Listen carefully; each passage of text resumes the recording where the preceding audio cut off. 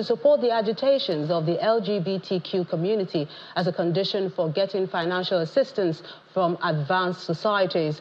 The Minister of Budget and Economic Planning, Mr. Atiku Bagudu, provided the clarifications at a media briefing in the nation's capital, Abuja.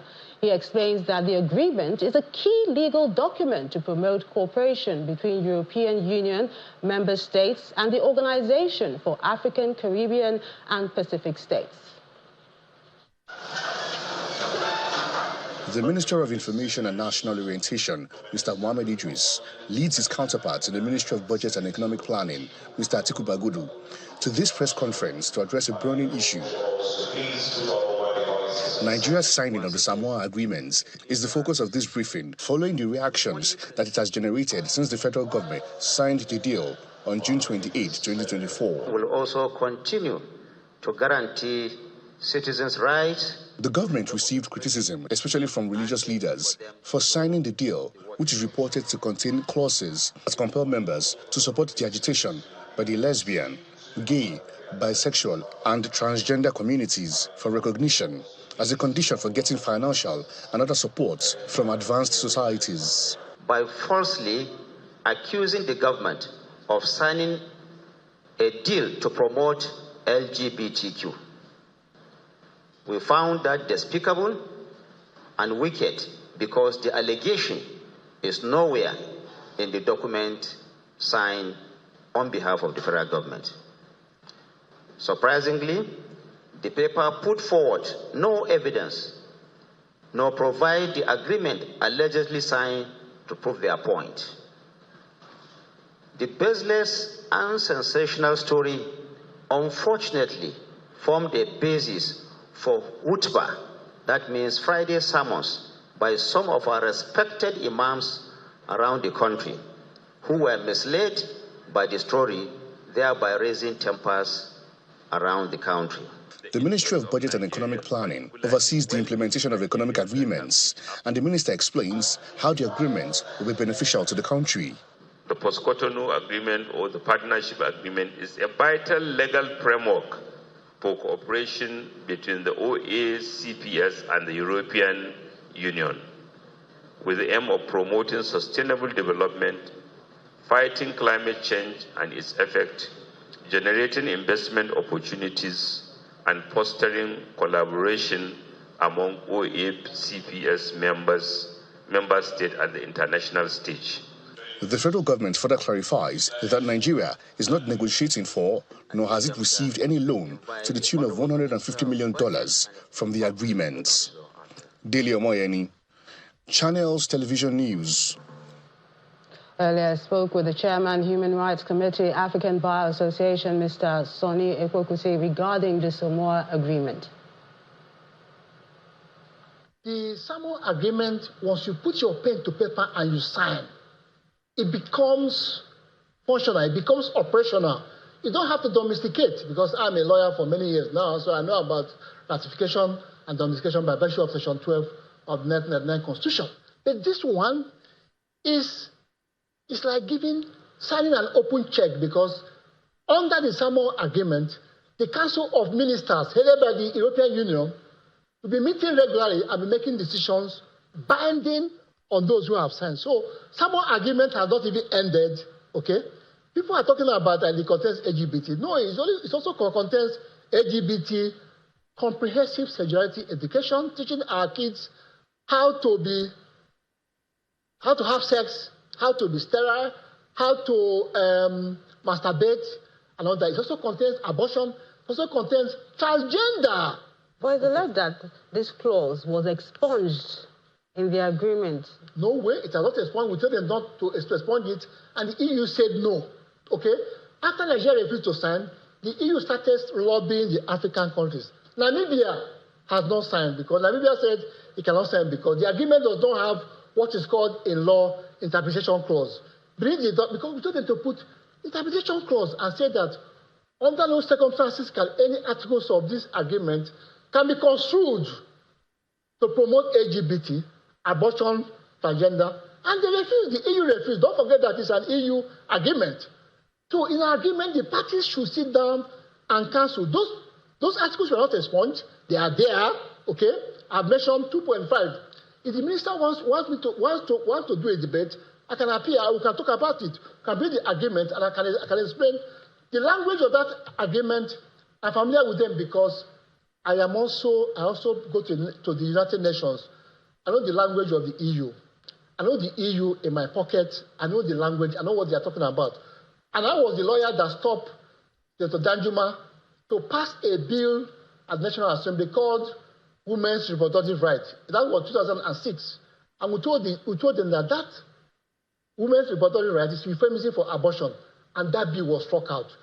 In the same way, this Samoa agreement is littered with euphemisms of the EU and euphemisms of the United Nations. And Nigeria has signed, and we're saying, why did you sign? During your last appearance on Morning Brief, you said that the LGBTQ is being taught in some schools in Nigeria already. Could you please speak more? This is very interesting because, these people, they have no regard for our laws. They have no respect for our sovereignty. Before the Samoa agreement, in the past 5 years, we have been going to Federal High Court and showing what they are teaching in Nigerian schools. I'm on ground, so these people, when they talk about this, I just laugh because I'm not talking conspiracy theory. I have the conspiracies that were filed in my office. The government came for amicable settlement, what's called in court amicable settlement, and they promised to expunge this. They are teaching our kids terrible things in public schools. JSS 1, JSS 2, JSS 3, how to put on the condom, how to do masturbation, how to do sterilization, so that in the future, when they get married, they're not going to have children. Do you know any name? Can you mention any name of these schools that these things are being taught, or any evidence? If I mention whether it's the proper okay, or if there's any evidence, we need evidence. The evidence I have is in my office. You can invite me again. I will show it.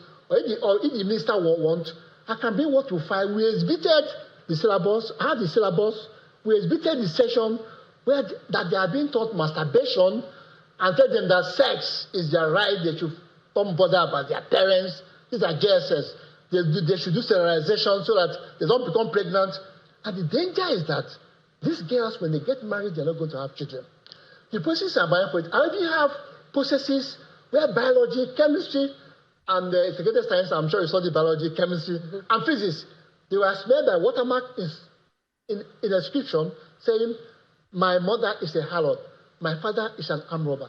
I was saying, what is this? We went to Federal High Court, and they came to the office. They were saying, we want to settle out of court. I said, why do you put this watermark? Watermark inscription means that you can read the book, but when you turn the page, you see the inscription, my mother is a harlot. I said, why are you attacking the family? What is all this? They said, sorry, we don't want our book to be pirated. I said, why don't you put my mother is an angel, or whatever? So we had the process in my office. I will come back, or if the government is interested, I will show them the court processes. What is happening in our public school is terrible. And I start to defend it because I am on the ground. I was the lawyer that went to court, so it's not a theory, okay? And I exhibited the chapters of, right now, it is still going on.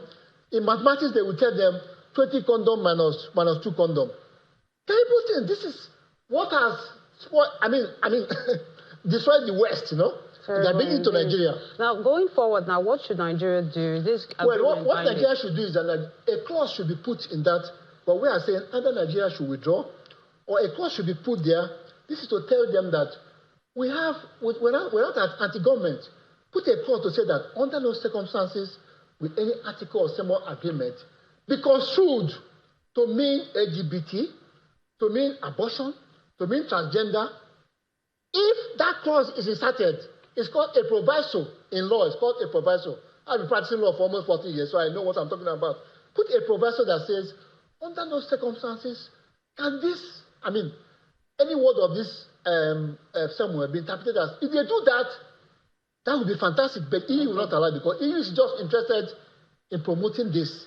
Because it's a pure trade agreement. Why do you have to insert LGBT, transgender, and all that? Mr. Sonny Okukusi, the Chairman, Human Rights Committee, African Bar Association, sharing his concerns about the Samoa Agreement. To politics now. The National Campaign Council of the People's Democratic Party, PDP, has described the judgment nullifying the Edo State governorship primary as a temporary setback which cannot stand the test of time. The chairman of the council, Adamawa State Governor Amadu Fintiri, says the party will file an appeal. He made the comments during a meeting of the party's National Executive Committee in Abuja with the Edo State National Campaign Council, where he urged members to remain loyal because the PDP is in the race to win.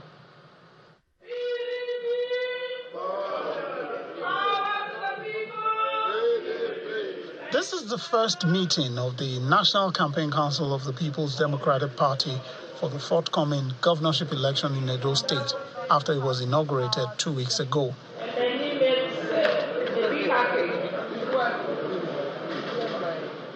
The objective is to perfect the campaign strategies it will adopt in Edo State. That this assignment is not an easy one. The chairman of the campaign council urges members to remain steadfast, notwithstanding the recent judgment relating to the party's primaries. Yes, there's a little setback temporarily. God will see us through it. I'm referring to the 3 days ago's court judgment. This is what will not stand in the court of law, particularly that will be approaching the court of appeal. And that shouldn't deter us. The party's legal advisor also restates the position of the party on Thursday's judgment. To put the record straight, I know some of you might not have time to look at the CTC. The court did not nullify our primary. The issue before the court was basically the issue of a delegate election. And we know very much that the apex court has pronounced the issue of delegates is purely an internal affairs of the political party. The PDP governorship candidate for Edo State also seems undisturbed by the court ruling. I know it's not going to be easy. It's going to be very difficult. We've already seen the signs that this is going to be a difficult election, not on the issues, but on distractions. But sometimes distractions are more difficult to deal with than issues. But I know that we have leaders here who are more than capable to set the ball rolling and to lift us higher than some others. So I'm truly grateful. 18 political parties are expected to participate in the September governorship election in Edo State, and the PDP believes strongly that it cannot be excluded or defeated in the contest. In part two, after the break, Ijebu-Ode MBA holds annual lecture. Chief Justice of Ogun State challenges members to chart a new pathway for development. That's in a moment. Join us again.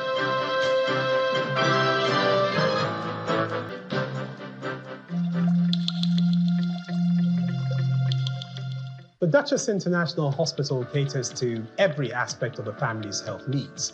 A one-stop shop for maternity and child health services, emergency medicine and critical care, medical and surgical subspecialties, dental and eye care, and a range of other subspecialties and services, all available at a single location right here in the heart of Ikeja. And it really doesn't matter if you're paying out of pocket using your HMO or private insurance. We focus completely on providing that world-class affordable healthcare for all the family at all times.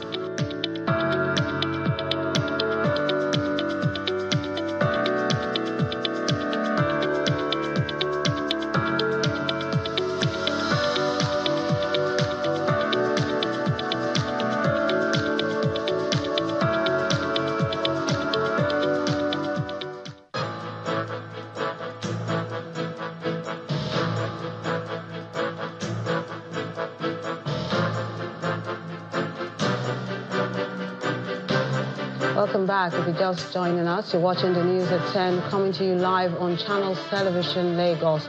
A reminder of our top stories. As the controversy over the Samoa agreement signed by the federal government continues to hog the headlines, Minister of Budget and Economic Planning, Atiku Bagudu, says no clause in the deal compels Nigeria to support the agitations of the LGBTQ community. The leadership of the People's Democratic Party says the Federal High Court ruling on its Edo State governorship primary election is a little setback that will not stand the test of time, vows to appeal judgment just as the Edo APC team visits President Bola Tinubu at the State House Abuja. Federal government meets with foreign investors in the country, says government is shifting emphasis from oil to other critical sectors of the nation's economy.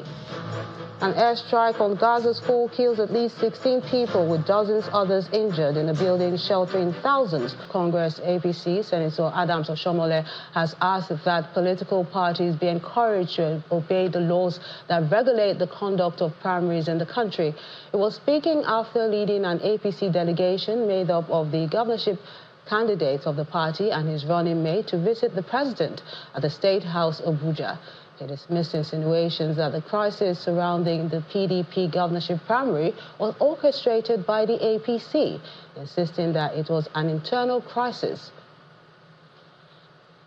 We went with the candidate and the running mate to give the president, he is the leader of the party, to give him an update on the campaigns going on, what we are doing, and the fact that we are harvesting more and more people every day decamping. And I'm surprised that rather than speculating about who will fetch what, you are not a witness to the fact that the entire PDP in Ego, a month ago, all the wards decamped to APC. Just last week in my local government, the remaining remnant of PDP, they decamped to APC. What power do I have? We are not in the state. How can we, non-state group, have power to influence seasoned politicians to move against themselves? So this is purely PDP intra-party. And I think the lesson is very clear, namely that parties must be encouraged to obey the laws that regulate the conduct of primaries, and that rules are meant to be obeyed. If you formulate your constitution, it is the base of the contract between party members. Now, the Electoral Act is meant to ensure that everybody play the game within the, within the rules. So we have nothing to do with it. Nothing to do with it. What they are saying is that. But in any case, why should we even bother about shortcut? Any day we will defeat Aswa Egodaro. So the stories now. A coalition of concerned women are calling on the FCT minister, Mr. Nyesom Wike, to stop attacking the senator representing the FCT, Ireti Kingibe. The convener of the group, Mrs. Zainab Abubakar, stated at a press briefing in Abuja, stressing that the women strongly object to Mr. Wike's intimidation of the senator, urging him to desist from sidelining her on issues concerning the FCT. The women pledged their continued support to Senator Kingibe, stating that any plan to remove her from the Senate in 2027 will not succeed.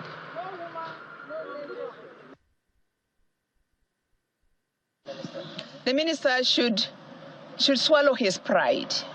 Let him come to terms with reality that even if you're an appointee, you're supposed to work with the person that is on ground. Iriti knows all the corners, the nooks and crannies of FCT. For this work to be done well, they have to be in synergy. So I would advise him, please, Mr. Wike, wherever you may be, kindly swallow your pride, take down your ego so that we go forward. We need FCT to change. We love what you are doing. The roads are improved. It is okay, but work together with our senator. Abuja is not Cross River. It's not River State. It's not Lagos. This is Abuja. And I can tell you with my head upright that Abuja, we have 80% of solid votes. So if Iriti wants to come back, our distinguished want to come back in 2027, there is nothing that can shake us. Because as women, we talk to our children. Our children listen to us. We talk to our husbands. They will cast votes according to what we have designed. Oh, yes. She has put lights on the streets, go to Pape. She's still going on. There's a hospital being constructed. There's a lot she has done that she has not put on social media. The need to find a political solution to the continuous detention of Nnamdi Kanu, leader of proscribed indigenous people of Biafra, creation of additional states, and speedy passage of the Southeast Development Commission bill are some of the factors highlighted to be the solution to the lingering security and economic challenges facing the Southeast region. At a town hall meeting held in Nkwiri local government area, political leaders of the Imo West Senatorial District say the Southeast have continued to lose millions as a result of the Monday sit-at-home and insecurity in the zone, which has crippled the economy. Our correspondent, Eitope Kutei, has this report. Political, traditional and religious leaders from Imo West Senatorial District, popularly called Olu Zone in Imo State, converge on Nkwiri local government area for a town hall meeting to discuss critical issues affecting the zone and the Southeast. The meeting is at the instance of the senator representing Imo West Senatorial District, Mr. Osita Izunaso. On the front burner are insecurity and economic challenges, erosion and developmental agenda in the zone and the Southeast. Addressing the gathering, Senator Izunaso speaks on the ongoing moves by leaders in the region. I had the courage to move a motion on the floor of the Senate, asking for a political solution in the case of Mazi Nnamdi Kanu. When I moved that motion, all the other 14 senators from Southeast supported me in that motion. But I moved that motion, and that motion was passed and sent communicated to the executive that the Senate of Nigeria is saying that we need political solution to the issue of Nnamdi Kanu. He also speaks on the commitment of the leaders to partner with the federal government in tackling the devastating erosion challenge facing the people of Idiato North and South. Up to Olu, up to Njaba, but most prominent in Idiato North and South. That was the very first motion I moved on the floor of the Senate. And the federal government has asked the Ecological Fund Office to go and assess all those areas, and they have assessed it. But you know that procurement process is usually very slow. But I believe that very, very soon, work will commence on those erosion sites. Some other leaders who are corroborating with the senator are appealing to President Bola Tinubu to give listening ears to their request, especially on Nnamdi Kanu's case and the creation of additional states in the Southeast. For now, the problem has been you don't know, you cannot change from mechanics to mad people. They are all wearing rags. So we want Nnamdi Kanu removed from this angle. And the solution is this same alternative dispute resolution. We have alternative way of getting Nnamdi Kanu out. And that is what Justice has started first. Southeast is only zone, the only geographical zone that has just 5 states, while others have 6, and a state like Northwest has 7. It's pure marginalization, and it's one of the things that make people in the Southeast feel bad about the governance in the country. On the last 1 week, Southeast governors under the aegis of Southeast Governors Forum and senators from the zone have continued to engage and appeal to the federal government to seek political solution for the release of the detained leader of the proscribed indigenous people of Biafra, Mr. Nnamdi Kanu, maintaining that the move will address the present security challenge in the Southeast. Eitope Kutei, Channels Television News. The federal government has met with foreign investors in the country after the president inaugurated the Presidential Economic Coordination Council. Vice President Kashim Shettima, who was at the roundtable meeting held at the State House of Abuja, says the administration of President Tinubu is shifting attention from oil to other critical sectors of the economy. Our State House correspondent, Emperor Simon, has this report. Nigeria has witnessed the exit of dozens of multinational companies in recent years, and this meeting, which has the Vice President and some members of the economic team of President Bola Tinubu's government in attendance, is to provide an avenue for the administration to interact with foreign investors in the country on their challenges and the expectations of the government. This meeting becomes essential as the federal government is seeking to get the economy on track. Today we rub minds with yet another set of prestigious leaders from some of the biggest investors in the Nigerian business environment to troubleshoot and engage on regulatory, market and operational issues with relevant ministries and agencies in a frank and open atmosphere. Vice President Shettima reaffirms the commitment of President Tinubu towards diversifying the economy. The mechanisms we have adopted for the ease of doing business stimulate investment across critical sectors and strengthen the capacity of our public institutions, ensuring that industry stakeholders are never undermined. We understand that investment is not merely about financial returns, but about building lasting legacies and making enduring contributions to society. Your investments have the power to uplift communities, create sustainable livelihoods, and drive inclusive growth. The investors commend the federal government for organizing the meeting, but wants the government to match words with action. The Minister of Finance comes bearing some optimism about the economy. With what the monetary authorities have done, they expect that inflation will fall, and of course, in terms of availability of food and affordability of food, which is quite a large component of inflation, the government is redoubling the efforts to make food available and affordable through a whole range of strategies, including, of course, focusing on domestic production. With this engagement, we hope to hear the plans the government have to ensure that they help us resolve these issues so that more European companies will come to Nigeria. The federal government plans for this meeting to be held twice a year, with the second one scheduled for December. From the presidential villa, Emperor Simon, Channels Television News.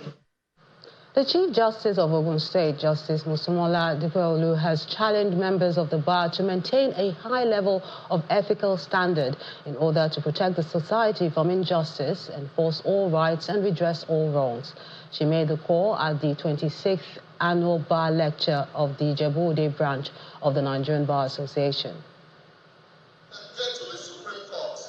In the last 26 years of its existence, the annual bar lecture of the NBA Ijebu-Ode branch has continued to provide the much-needed opportunity for a union and a veritable avenue to chart a new course for the association's development.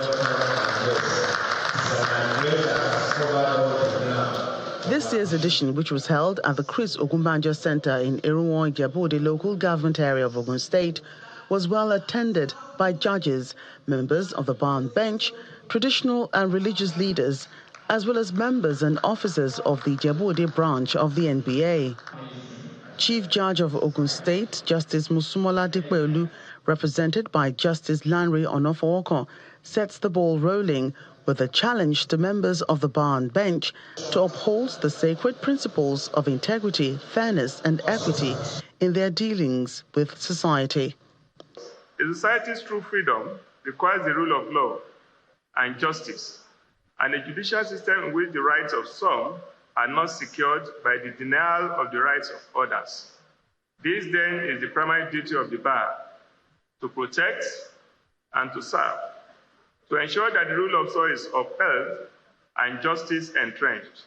The guest lecturer and a senior advocate of Nigeria, Adeyinka Kotoye, emphasizes the need for practitioners to use the instrumentality of the law to reform and develop the society. Provision of race services have the potential of increasing economic activities, generating income and increasing the employment stream.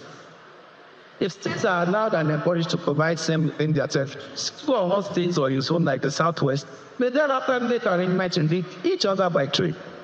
This will also engage migration of labor and increase openness. The rate of commerce will increase and so on. The occasion also witnesses the inauguration of a 10-man executive committee of the branch, led by Chief Fasi Yusuf, who promises renewed focus and direction. Our prevention starts with justice, equity, fairness, democracy, and orderliness within the operating environment. Consequently, we shall strive to perform with all our might, believing that only the best is good enough for us as an entity. Life was built on optimism and purpose, and therefore we are committed to making a huge difference that you all will be part of. One of the high points of the occasion is the recognition of individuals who have made their mark in the growth and development of the Djibouti branch of the NBA. Still ahead on the news at 10, Corporate Affairs Commission extends registration deadline for POS operators from July the 7th to September the 5th. That's on Business News. Join us again.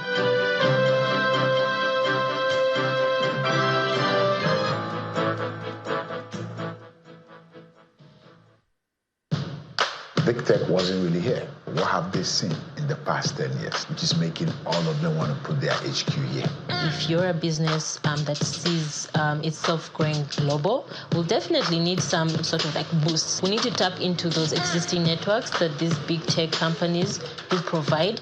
Is there a downside to big investment in Africa? Okay. It's a tricky question. If we want to be like Amazon, we want to be like Google. Like, this is not, we are not looking to sort of be just another player. For me, big tech is something highly controversial. I see the value of it, but I also see that Africans should stop playing second fiddle to some of these organizations and have the confidence to start building our own technology. We've seen how we are using the limited resources we have to solve real problems. They've seen indigenous tech startups achieving things that took them years to figure out. Yet another system failure leading to a nationwide blackout. The collapse occurred at about 3:10 today, resulting to the loss of power supply. Confirming the incident in a statement, the electricity distribution company says the power outage being experienced is due to a system failure. It apologizes for any inconveniences and gives assurances that power supply will be restored as soon as the grid is powered back. The national grid collapsed for the first time this year on February the 4th, followed by a nationwide outage on March the 28th and another system failure on April the 15th. Opticians in Katsina State have appealed to residents to stop patronizing traditional healers to avoid blindness and other preventable diseases. They also asked government and community leaders to discourage traditional eye healers from taking their medications to rural areas in the name of caregiving. According to the Federal Ministry of Health, glaucoma is the leading cause of irreversible blindness, especially if it's not detected early. Our next report looks at the prevalence of the disease in rural communities in the state. Glaucoma is a group of diseases that can damage the eye's optic nerve and result in vision loss and blindness if left untreated. According to the Federal Ministry of Health, glaucoma is the second leading cause of blindness globally, accounting for 8% of all blindness, affecting about 3.12 million people. Its symptoms include eye pain or pressure, headache, rainbow-colored halos around light, low vision, blurred vision, narrowed vision, or blind spots. Others are nausea and vomiting and red eyes. Results from Nigeria National Blindness and Visual Impairment Survey, published in 2015, states that glaucoma affects about 4% of adults within the age bracket of 40 and above, with the survey further revealing that 1.1 to 1.4 million adults in Nigeria have glaucoma, most of whom are not even aware.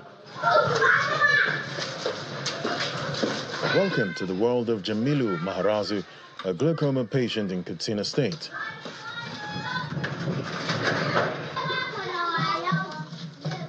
Mr. Maharazu is a father of two and a graduate of Hausa language from the Umaru Musa Yar'Adua University, Katsina, who is also into painting and has been living with the eye condition for 6 years. Maharazu isn't the only one in the family with this ailment. His mother and immediate sister also affected, and his advice is for people to take glaucoma seriously. I want people to understand that glaucoma is one of the most dangerous eye problems that can lead to blindness. If you feel pain on one side of your eyes, visit the doctor and heed to advice, especially if it has to do with glaucoma. I got this eye condition unknowingly after I got married. I made several attempts to restore my eyesight, but failed. Now, I have lost both eyes completely. amma da cikin ikon Allah yanzu da idan da ya rufe.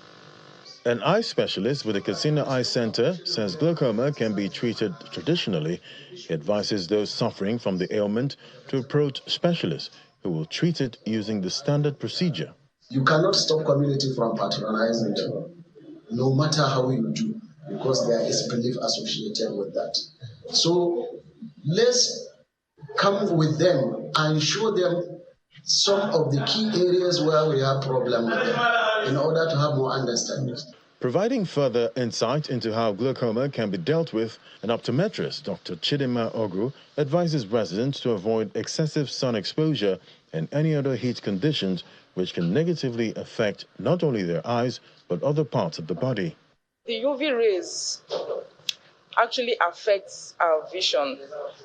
The sun itself, the heat from the sun is damaging. It damages everything. It can damage the skin. It can damage even our fabrics, our clothes. If you expose it too much under the sun will, gradually eat into it and cause some damage to it. So excessive sun exposure damages.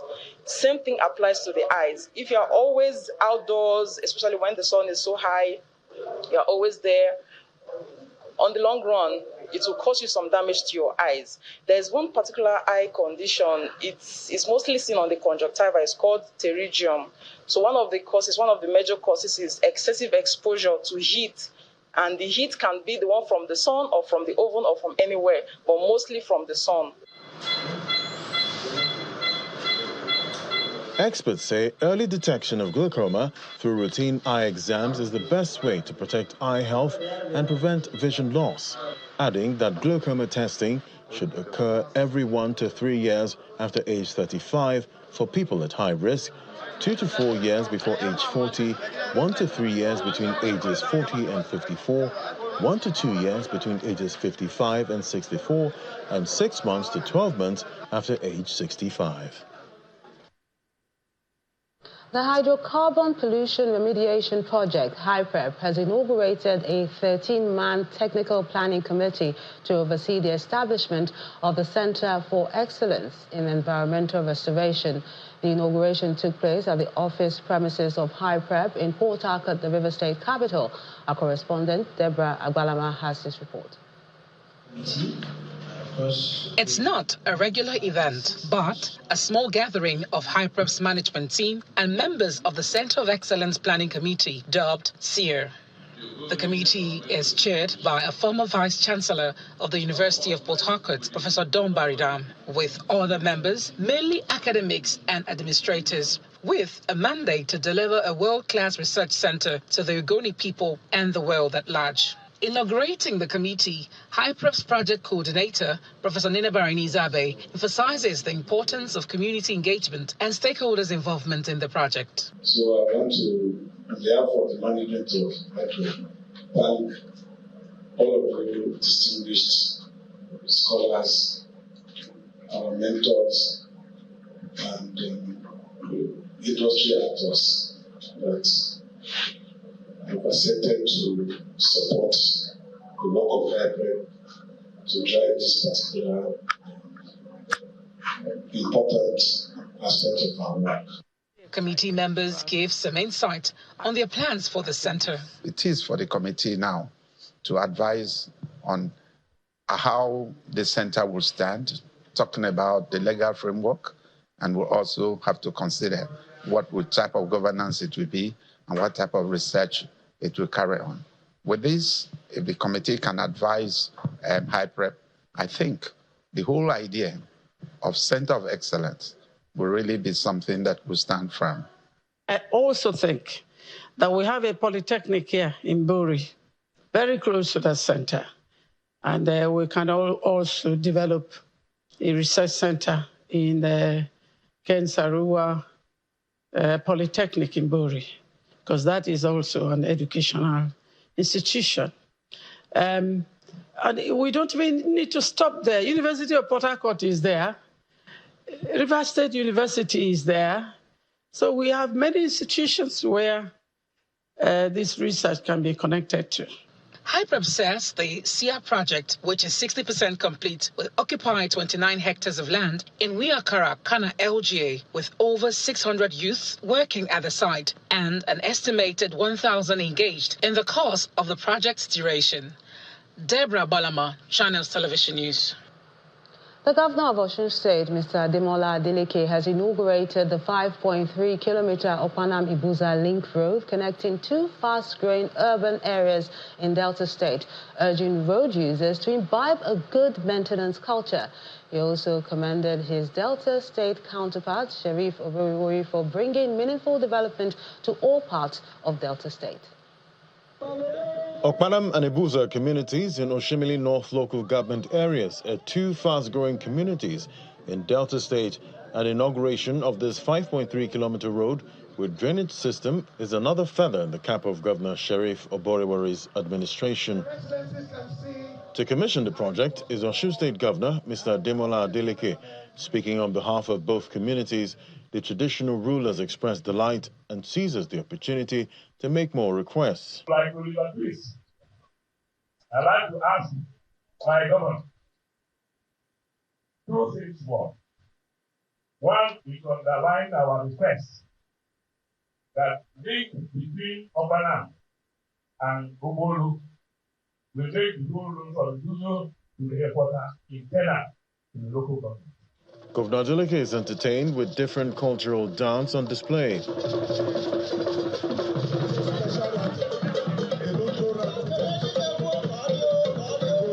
Highlighting some of the gains of the project, Governor Oborivori delves into the issue of the upcoming local government council election, promising that it will be free and fair. While we continue to enjoy the freedom, privilege, and other dividends that the democracy offers, I implore you to uphold its tenets as we approach the local government election. This local government election, I'm telling all the candidates, not only in PDP, that it's going to be free, fair election. It is now time for the project to be formally inaugurated, but that happens just after both governors show some peculiar dance steps.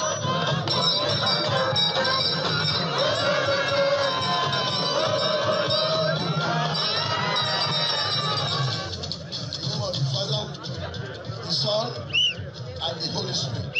All the people that will be passing here, do not protect them and guide them in Jesus' name. Speaking after the inauguration, Governor Adeleke urges residents to imbibe the culture of maintaining projects delivered by government.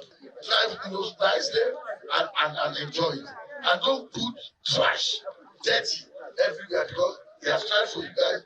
It's your own to maintain. And I believe maintenance, I don't want to hear Nigerians saying that maintenance is not a culture. And I know also I've given them exact order, much order, that maintenance must be our culture. And the same thing, it has to be a culture in Delta. Governor Oborivori acknowledges and assures the people that their requests are noted and that his administration will continue to prioritize projects that will bring about development in the state.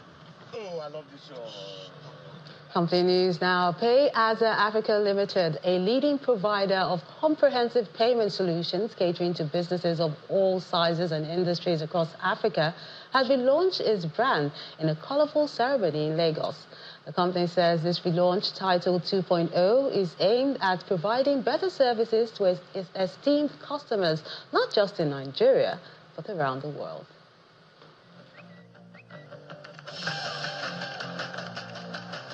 Welcome to PayAza 2.0, the relaunch of a revolution in Fintech, representing a bold new direction, which signifies trust, innovation, and best of services.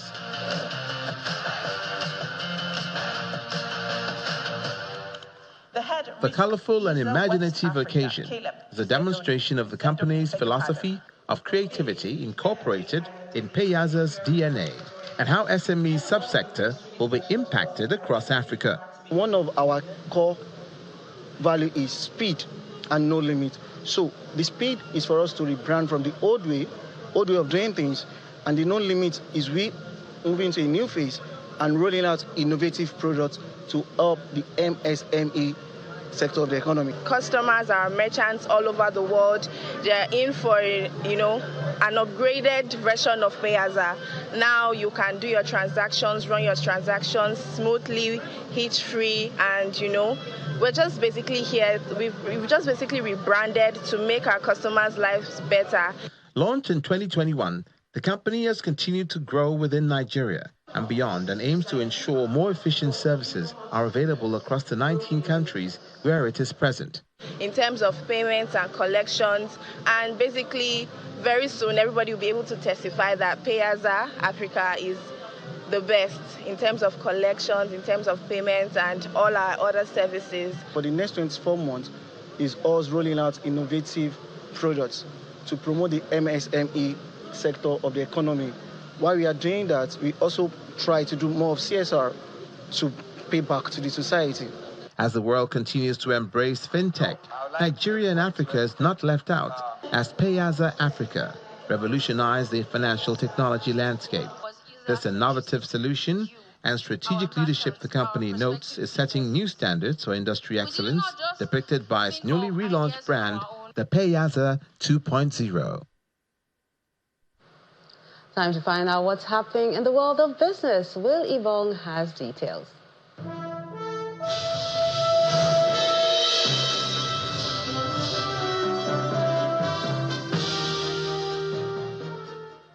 Thank you, Melinda. Now, still staying in the fintech space, the Corporate Affairs Commission has extended the registration deadline for fintech operators, commonly known as point-of-sales POS operators. The initial deadline of July 7, 2024 has been moved to September the 5th, allowing operators an additional 60 days to complete their registration. According to the CAC, this extension is particularly aimed at operators in remote areas who might have faced network challenges. The CAC, however, warns that operators who fail to register by the new deadline risk losing their businesses and facing prosecution for aiding and abetting criminal activities. Earlier, the CAC had estimated that about 1.9 billion naira is lost to POS-related fraud, with over 10,000 reported cases. The federal government has flagged off a 250-unit housing scheme in Benue State. The scheme is part of President Bola Tinubu's renewed Hope Cities and Estates. The Minister of State for Housing and Urban Development, Mr. Abdullahi Gwarzo, unveiled the project in Makurdi, the Benue State capital. Mr. Gwarzo explains that the project is expected to unlock the potentials in the housing sector and stimulate the 1 trillion naira sector. Activities at the Sleepy Akile community, located along the Makurdi-Boko Federal Highway, comes alive for the flag-off of the 250 housing units under the renewed Hope Housing Estate in Benue State. Clearing and parts of the foundation work are already complete ahead of the official flag-off. The Minister of State for Housing and Urban Development gives an insight on the project. With this housing program, we plan to unlock the massive potentials of housing development that create jobs, uplift lives, and boost economic development.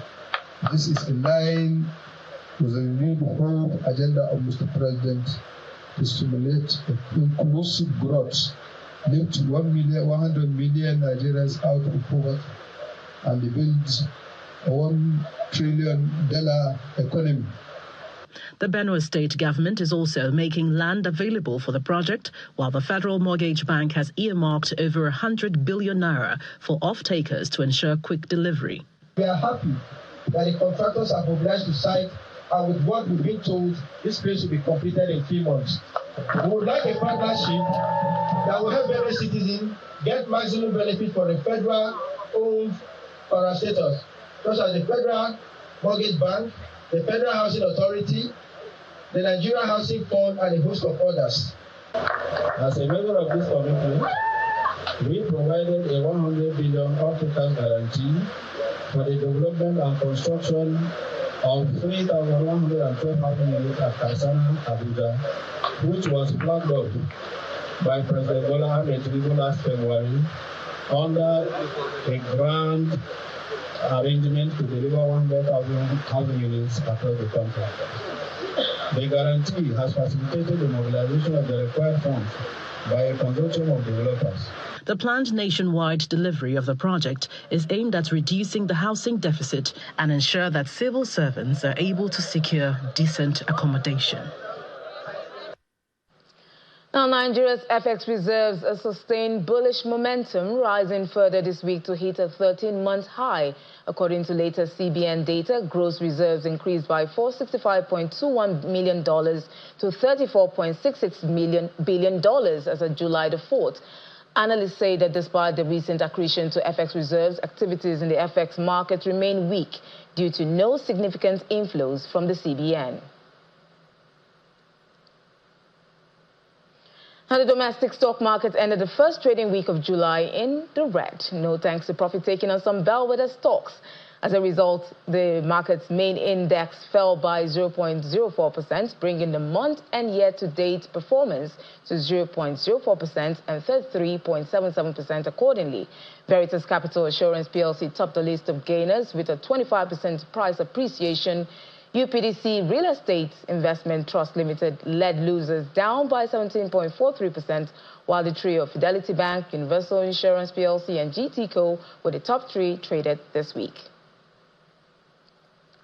And that's all on business news. It's back to Melinda for the rest of the news at 10.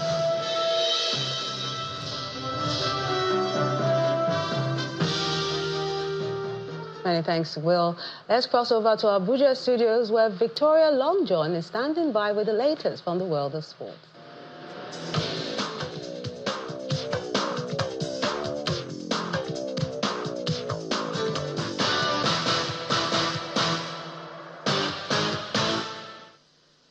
Thank you, Melinda. Welcome to Sports News. Now, England advanced to the semi-finals of the Euro 2024 with a penalty shootout win over Switzerland as Jordan Pickford's save from Manuel Akanji's sport kick proved decisive following a 1-1 draw. Cole Palmer, Jude Bellingham, Bukayo Saka, Ivan Toney and Trent Alexander-Arnold converted their penalties unearnedly, with Pickford's thwarting Akanji, Switzerland's first taker, to clinch a 5-3 shootout win.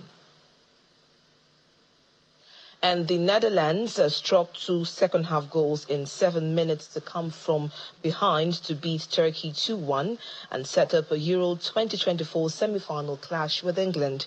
Samet Akadon sent Turkey ahead in the first half, but Stefan de Vrij headed the Netherlands level, and Mert Mulder turned in his own under-net pressure from Cody Gakpo after 76 minutes to hand the Dutch victory. Netherlands overcame the pressure from the stands and Turkey's energetic style, as well as a flurry of late chances to reach the Euro semi-finals for the first time since 2004. Away from football, top seed Iga Swiatek suffered a shock third-round exit at Wimbledon as she fell to number 35 Yulia Putintseva. The top seed's 21-match win streak came to a shock end in the third round after the loss. Putintseva fought back from a set down to stun Poland Swiatek 3-6, 6-1, 6-2. And world number 4, Alexander Zverev, overcame an injury scare and a marathon tieback to reach the last 16 at Wimbledon with a straight sets win over Britain's Cameron Norrie.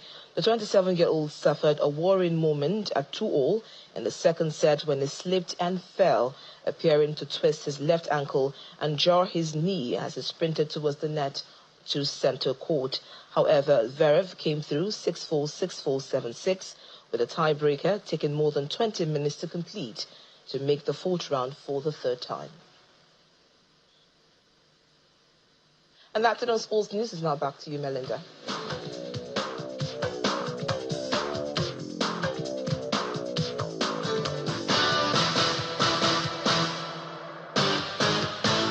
Many thanks, Victoria. On the international scene, at least 16 people have been killed in an Israeli airstrike on a school in the Gaza Strip.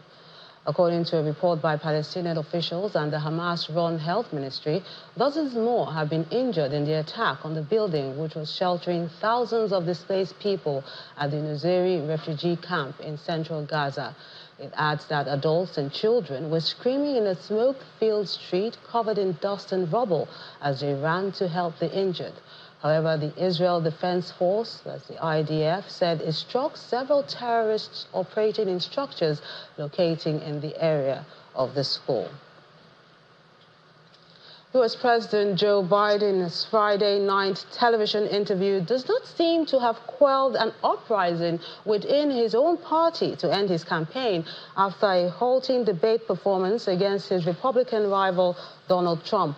A fifth House Democrat, Angie Craig of Minnesota, joined her colleagues today in calling for the president to step aside, as reports indicate more could follow soon.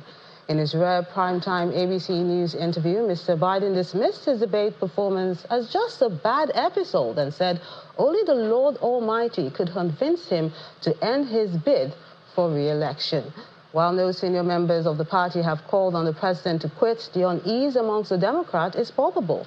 Congresswoman Craig, who is running in a competitive district in Minnesota, says she did not believe that the president could effectively campaign and win against Donald Trump. And the main news again.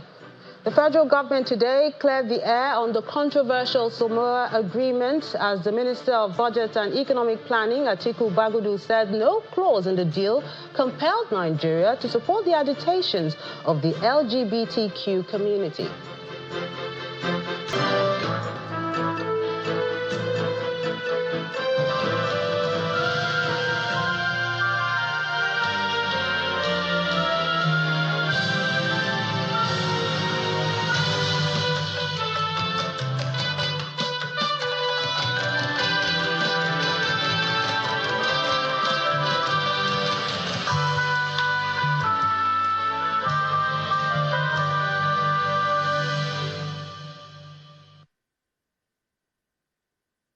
Stay connected to the world with Channels TV Podcast and get all the trending stories. Simply log on to channelstv.com.